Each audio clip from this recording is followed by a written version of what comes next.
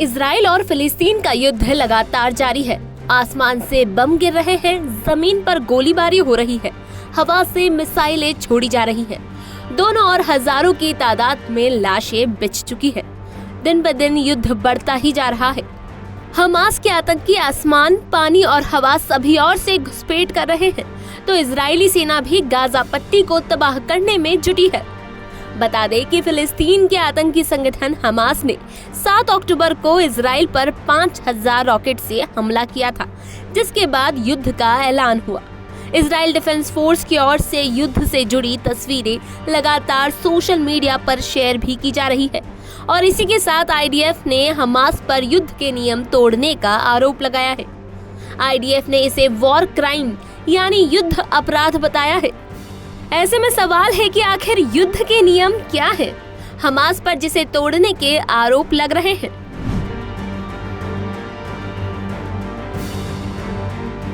तो आपको बता दें कि दूसरे विश्व युद्ध के बाद कुछ नियम तय किए गए थे।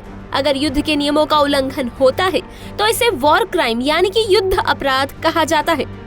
साल 1939 से 1945 तक दूसरा विश्व युद्ध हुआ। दूसरे विश्व युद्ध में घनघोर तबाही हुई। ऐसी तबाही दोबारा नहीं हो, इसके लिए दुनिया के देशों ने मिलकर युद्ध के नियम बनाए। इसके लिए दुनिया भर के नेता साल 1949 में स्विट्जरलैंड की राजधानी जेनेवा में जुटे।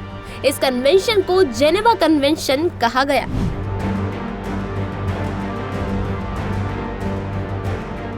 उन्नीस में स्विट्जरलैंड की राजधानी जेनेवा में कन्वेंशन हुआ।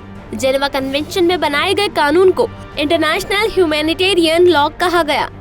इस कानून में 161 नियम है, जिसे 196 देशों ने मान्यता दे रखी है। इसमें साफ कहा गया है कि जब किसी देश के अंदर युद्ध हो रहा होता है तो ये कानून लागू नहीं होता, लेकिन दो देश जब आपस में जंग कर रहे हों और उसमें हथियारों का इस्तेमाल किया जा रहा है तो ये कानून लागू होते हैं।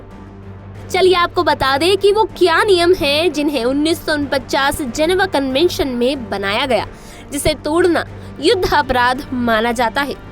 युद्ध के दौरान जानबूझकर नागरिकों की हत्या करना, नागरिकों को बंधक बनाना, उनकी संपत्तियों को जब्त करना, नागरिकों के साथ अमानवीय बर्ताव करना, हमले के दौरान नागरिकों को नुकसान पहुंचाना, सैन्य ठिकानों पर हमले के दौरान नागरिकों की मौत होना।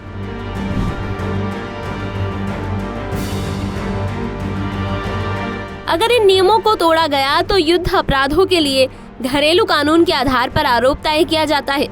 अगर घरेलू कानून के आधार पर आरोप तय नहीं हुआ तो फिर मामला इंटरनेशनल क्रिमिनल कोर्ट में पहुंचता है और वहां आरोप तय किया जाता है। आईसीसी की स्थापना साल 2002 में हुई। इसके 123 सदस्य देश हैं। इन सदस्य देशों में होने वाले युद्ध अपराधों के खिलाफ आईसीसी जांच करती है। बता दें कि हमास इन कानूनों का लगातार उल्लंघन कर रहा है। आईसीसी में इजराइल के वकील निक कॉफमैन ने गाजा सीमा के पास एक म्यूजिक फेस्ट में हमास के हमले का उदाहरण दिया है। हमास युद्ध में बर्बर हो रहा है। इजरायलियों को बंधक बनाने के साथ ही परिसरों में कब्जा किए हुए है। आईसीसी में हमास के खिलाफ इजराइल ने सबूत दे दिए हैं। अब देखना होगा कि हमास पर आईसीसी क्या निर्णय लेता है। इस टॉपिक पर आपकी क्या राय है, हमें कमेंट सेक्शन में जरूर बताएं और ऐसी ही वीडियोस के लिए जुड़े रहिए न्यूज़ 18 हिंदी ओरिजिनल्स पर।